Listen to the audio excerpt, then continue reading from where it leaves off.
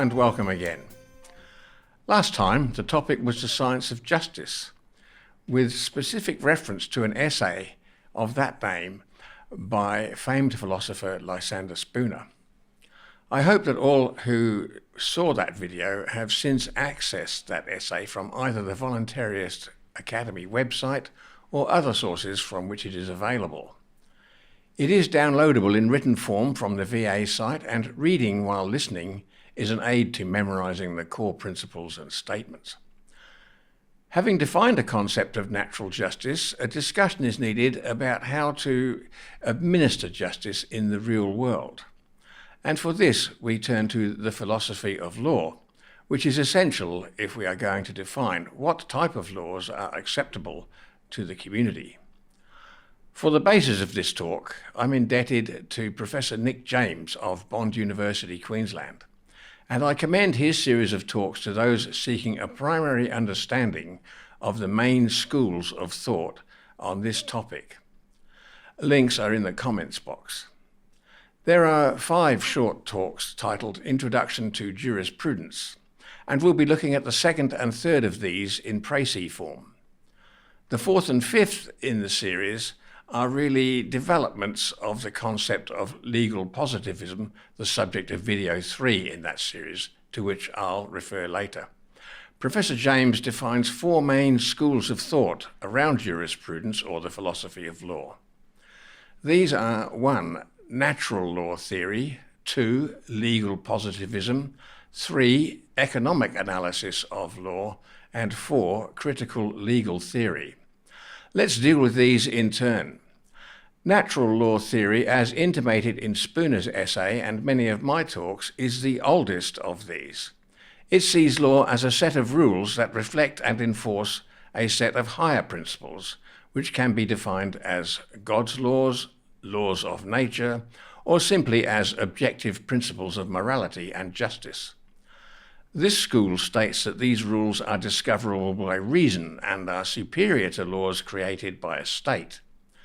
They are universal in the sense of applying to everyone and are unchanging. 2 ancient examples of those familiar with this school are Aristotle of 384 to 322 BC and Cicero 106 to 43 BC. The latter's famous aphorism, lex injusta non est lex, meaning an unjust law is not law, was supported by 17th century philosopher John Locke, in almost exactly the same words, and by many other proponents, including the English Saxon kings and those who composed the Magna Carta in 1215. This school lost ground during the period when English and European jurisprudence became increasingly under the sway of legal positivism between the time of Magna Carta and the 20th century, but has regained much of that with the acceptance of the principles of universal human rights and the concept that wartime atrocities, for example, should be prosecuted after the end of hostilities. So what is legal positivism? It's a school that has 3 main tenets. A, we should focus not on what the law should be, but on what it is.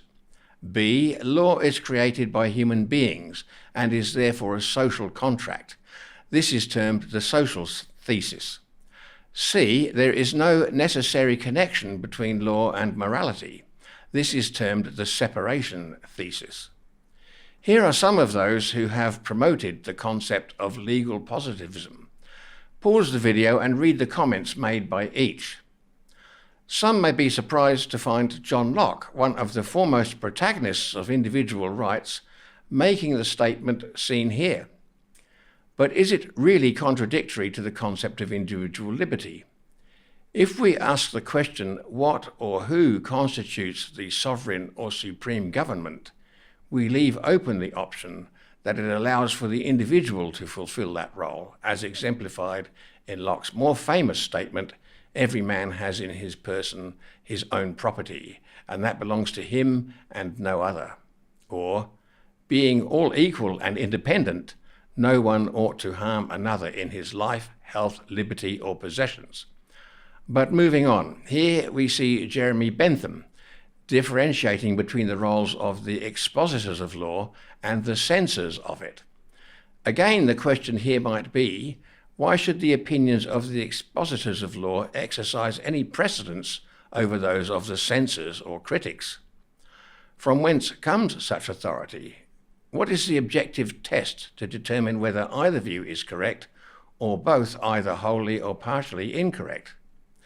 Is there not a case for a non-coercive approach to law, with the final judgment being rendered by as close a reference to the local or individual level as possible? Here we have John Austin, whose view is primarily that the law is a set of commands from a sovereign, backed by a threat of sanction. There is no suggestion of any connection between law and morality. Perhaps more in line with the thinking of Thomas Hobbes. Again, the question is, from whence does this sovereign's authority derive? A more subtle line of thought is expressed by Hans Kelsen. Kelsen stated that law is a scientifically rational system of coercive norms that form a hierarchy. Thus, a traffic law derives its legitimacy from a traffic act passed by a parliament, which in turn derives its legitimacy from a state constitution. In the case of an Australian state, that constitution allegedly derives its legitimacy from an act of the UK Parliament. But from whence does the UK Parliament derive its legitimacy, if indeed it has any?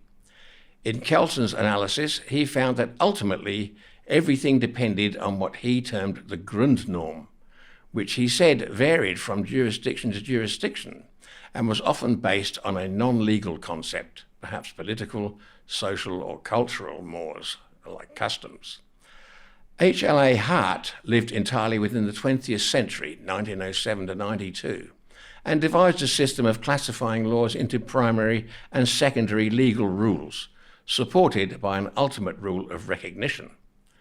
This rule of recognition determines the ultimate validity of primary and secondary rules of law, and derives its own validity from being accepted by legal officials. How convenient. All you need is a pile of money, a qualified judiciary that is on board with your theory, an army of paid hired enforcers, and away you go. You can have your very own country to run. An empire even, if you're a particularly skilled and ruthless practitioner. Again, as with all the other legal positivists, the question arises, why are the opinions of people qualified in arcane legalese of any more qualitative value than those of people who are willing to be guided by morality and abide by natural law? Are not highly qualified people as prone to the foibles and corruptive temptations as anyone else? What if they misuse their positions of power and abuse the basic rights and liberties of non-legally qualified folk, as have so many legislators throughout the millennia of recorded human history? To be fair, Hart did stress that law should have a minimal moral content to encourage adherence, recognising that an immoral law was less likely to be obeyed by the population. He was certainly right about that, wasn't he? Look at the problems that arose with prohibition in America. Not only was that law not obeyed by hefty proportions of the people, but it encouraged the upwelling of far worse social and political problems such as gangsterism and political and judicial corruption on a massive scale. Our own observations confirm this concept. How many hundreds of traffic offences, mostly victimless, are committed every day compared with every murder, rape, armed robbery or violent assault? Most people are willing to comply with natural law and not harm their fellows, while it's glaringly obvious that they attach far less importance to complying with rules that simply interfere with their everyday rights, such as how they travel about in their own property. Another problem with having positive laws is that mandated minimum standards tend always to become maximums. People take the attitude, well, this is all I have to do, so that's all I'm going to do. Once, many decades ago, I drove without a licence for 3 years, and I was never a more careful driver than during that period. There's nothing like knowing you aren't covered by insurance to make you super careful and attentive. Others I've spoken to who did the same bear the same testimony. While I may have been breaking the law by not paying taxes on my own property or getting official permission to move about, I was nonetheless aware that I was responsible for any damage I may have caused and would have to account for it. I'm not suggesting that people should do that, although there are some who do, and surely it should be an option for them to insure themselves and their property against accidental or malicious damage without having to sign over ownership of their vehicles to an arbitrary authority by registering them to a specified business corporation calling itself the government. That's been a bit of a digression, and there are still two other schools of thought on jurisprudence to consider. These are the economic analysis of law and the critical legal theory. As I mentioned, they are really outgrowths of the legal positivist school and encompass such concepts as influencing the direction of legislation from considerations outside of law, such as social, economic, or cultural factors, sociology, psychology, and so forth. This school looks at influencing people's behaviours with incentives for compliance or sanctions such as fines or restrictions on certain activities for offenders. This school of economic thinking works on the premise that people who have objectives tend to be rational in how they go about achieving them and seeks to devise means to encourage people to behave in accordance with rules that may be emplaced and enforced without the input of many of those affected by them. In summary, it looks for ways to make the law more efficient, and one of those is to devise rules that, when enforced, produce benefits which outweigh the costs. One can see why this particular cohort would be antithetical to the concept of trial by jury, whereby a single recalcitrant juror, from the legislator's point of view, could undo the work of the whole system in a case simply by refusing to convict an accused because they judged the law involved to be immoral or unjust. Such cases would produce a loss, and if sufficiently numerous, could cause judicial systems to shrink from prosecuting such cases. The critical legal theory school includes concepts such as legal realism, critical legal studies, feminist legal theory, and critical race theory. These are more complex issues beyond the scope of a short video like this, but suffice it to say that when looked into, which I encourage the viewer to do, they basically stem from the inbuilt inadequacies of the current and historical legal system to address core issues of people feeling disempowered or oppressed by arbitrary rules laid over them without their consent, or, if consented to, producing unforeseen consequences, which cause disquiet on more remote planes than the original question. We see from the length of the history of the legal positivism school that it has over many centuries tinkered with the concept of natural law, actively obscuring it from the view of the common people and shrouding it in arcane language and symbolism, each step leading inexorably to the next, as the true purpose of the law, which is to uphold natural law, gets buried ever deeper in complexities which the average subject is too distrained to unravel whilst dealing with the increasing exigencies of everyday life. Whether this obscurantism is deliberately planned is for each individual to concern for themselves. But this writer is in no doubt that it is less the result of accidental inefficiency than careful manipulation, aimed at increasing the hold of arbitrary power by individuals who see themselves as somehow elite over their lawful equals. The increasingly harsh repression of individual freedoms, aided and abetted by a morally moribund constabulary, gives the lie to protestations of mistakes and misfortunes by those who increasingly see themselves as rulers rather than servants of the people. The time is now well past when everyone concerned for their own or their children's freedoms needs to be doing whatever they can to spread this information and the principles of adherence to moral law as far and as wide as possible.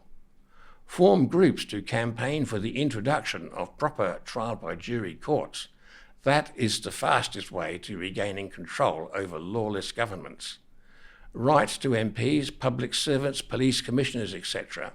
Devise methods to demonstrate, in a non-combative manner, that we are no longer willing to be dictated to, that we don't recognise the principle that a few specially qualified legal experts have the right or authority to dictate to us by coercion and force, insist on our lawful rights. It may not seem as if one individual can accomplish much, but the more voices that are raised, the more will be raised, until it becomes a frightening clamour for the bullies trying to enslave us. Thank you for watching.